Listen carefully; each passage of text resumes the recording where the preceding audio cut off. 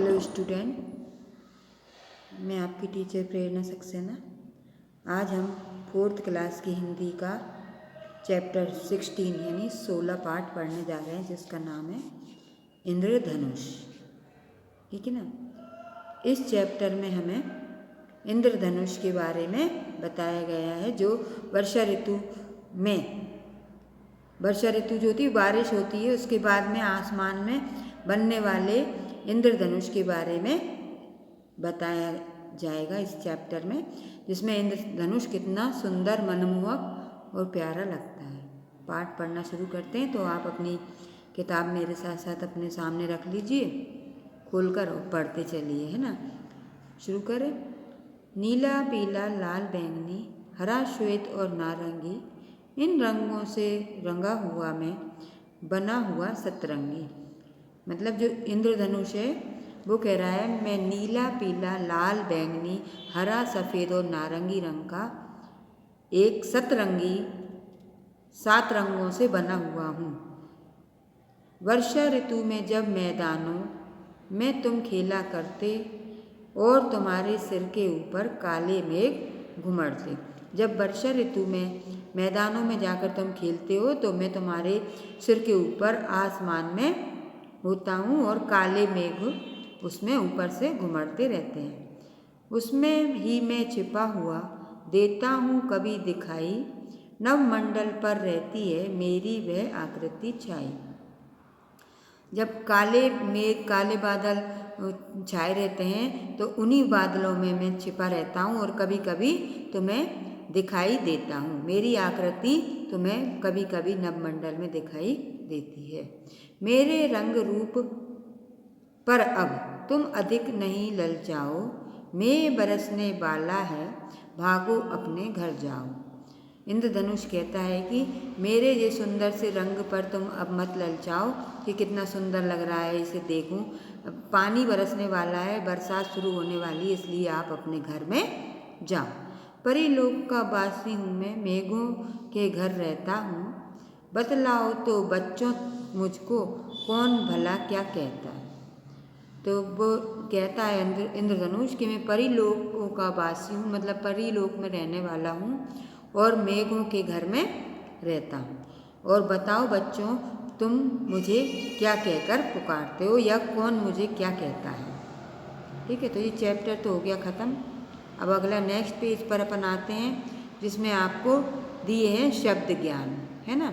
तो श्वेत माने सफ़ेद, सतरंगी माने 7 रंगों का मेल, मेघ माने बादल, नव मीन्स आकाश, आकृति माने आकार, मेघ माने पानी। आगे आते हैं नेक्स्ट, सही विकल्प पर चिन्ह लगाइए।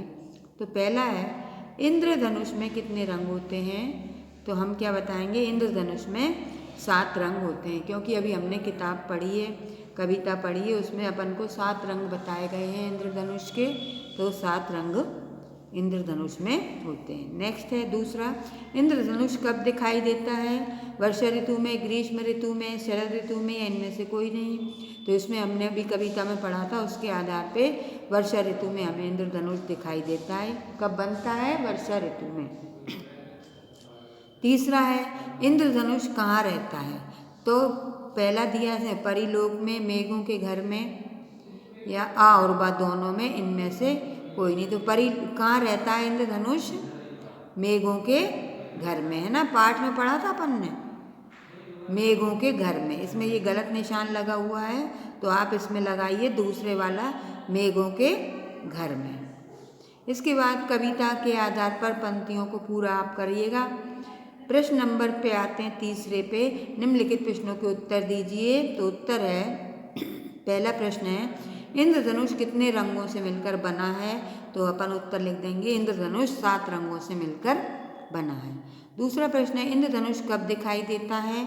तो वर्षा ऋतु में हमें इंद्रधनुष दिखाई देता है। तीसरा प्रश्न है, इंद्रधनुष की आकृति कहाँ छाई रहती है। तो आसमान में इंद्रधनुष की आकृति छाई रहती है। चौथा प्रश्न है, इंद्रधनुष कहाँ का वासी है और किसके घर में रहता है। तो इंद्रधनुष परीलोक का वासी है और मेघों के घर में रहता है।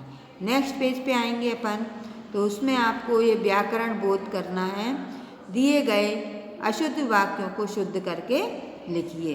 पहला है मैं 7 रंगों की से बनी हुआ हूँ, तो इसका अपन करेक्शन करके मतलब शुद्ध करके क्या लिखेंगे, मैं 7 रंगों से बना हुआ हूँ। दूसरा है वर्षा ऋतु में तुम्हारे सिर पर ऊपर काले मेघ घुमड़ते हैं, तो उत्तर लिखें, इसमें अपन सही करेक्ट लिखेंगे इसका, वर्षा ऋतु में तुम्हारे सिर के ऊपर काले मेघ घुमड़ते हैं। तीसरा है आकाश में मेरा आकृति छाई रहती है, तो आकाश में मेरी आकृति छाई रहती है, शुद्ध करके। मैं मेघों का घर में रहता हूँ, तो इसका करेक्शन करेंगे अपन, मैं मेघों के घर में रहता हूँ। अगला 5वां है मैं वर्षा होने के बाद आकाश में दिखाई देता हूँ, तो मैं वर्षा होने के बाद आकाश में दिखाई देता हूँ। ठीक है, नेक्स्ट पे आएंगे अपन, क्या दिया है, दिए गए शब्दों में कु सु दूर बद उपसर्ग लगाकर नए शब्द बनाइए। तो जो बने हुए हैं उनको अपन बना लेते हैं। पहला है रक्षा, तो इसमें लिख देंगे सुरक्षा, सु बन के सुरक्षा। नसीब तो बदनसीब, नाम बदनाम, बल दुर्बल, है ना। मार्ग सुमार्ग, समय को छोड़ दीजिए। कन्या सुकन्या, और गंध सुगंध भी हो जाएगा और उसका दुर्गंध भी हो जाएगा। तो आपको जो लग जाए सही वो आप बनाइएगा। इस तरह से आपका ये पार्ट कंप्लीट होता है। ठीक है ना।